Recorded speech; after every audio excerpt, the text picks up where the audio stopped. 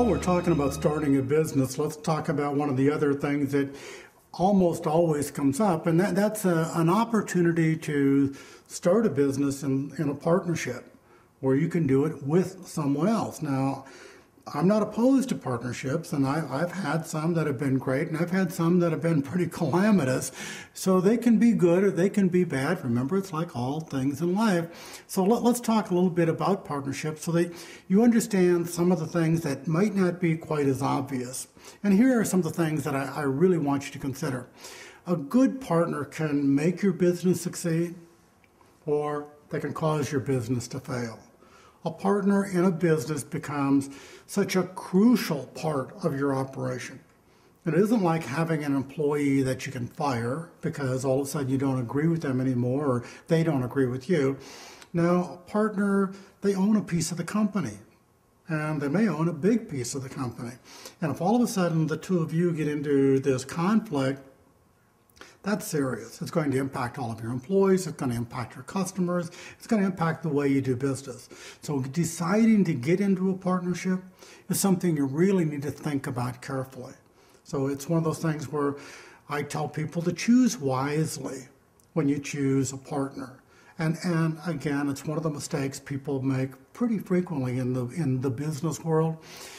They want to get in business and they know they don't know something. They know they don't understand all of the components of a business.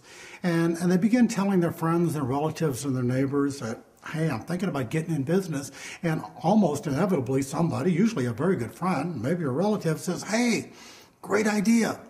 I know something about that. Let me help you. Let me be in business with you. And pretty soon you have two people who don't know much about something trying to both do it. Well, there are times when it works really, really well. I mean, there are some great classic examples in American corporate culture. Steve Jobs, remember him, the guy from Apple? Well, there was also a partner named Wozniak. Wozniak was his partner the day they started, and they both did very well. Now, Jobs stayed. Wozniak left after a few years. Now, Bill Gates, richest guy in the world, depending on what day of the week he and Warren Buffett are counting their respective nickels. But there was a partner in that company as well, a guy by the name of Paul Allen. The two of them started Apple, and two other people started Microsoft. Great partnerships.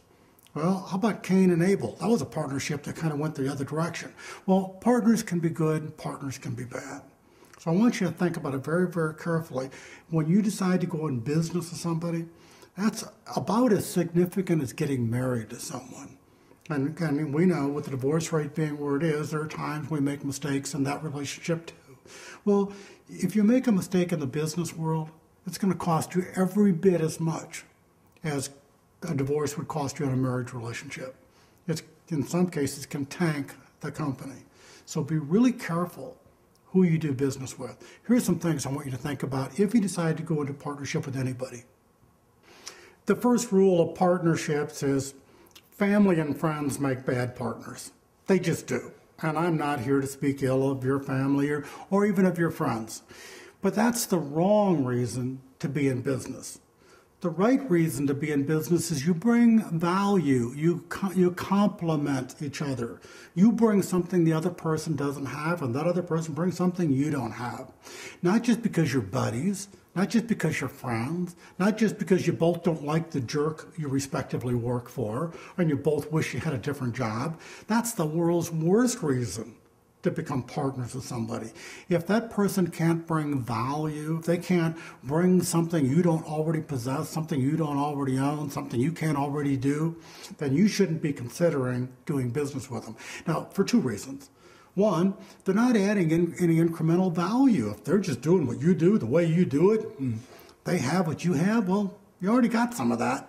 And then number two, and this may sound selfish, but come on, we're in business. Why would you want to share? Why would you want to give all that away to somebody who didn't bring extra? So when you think about who your partners are, make sure they are people who can bring something you don't have. Now, the most common example of this is some of us are pretty good at doing. We're pretty good at starting. We're pretty good at going out and doing the work, but we don't have any money. Well, those are complementary values. Somebody has all the capacity to do the work, and somebody has money. Wow, that could fit together like a glove. That'd be wonderful. But if it's just two people who both can do the work and they can both do the same work, are you really getting much add-on value? I don't think you are. So I want you to think about, does this person that you're bringing in, does this person really have good value? Are they really adding something to it? Now here's something that's even more important than that, and that's pretty doggone important. And I'm going to look you right now while I tell you this. Never, ever, ever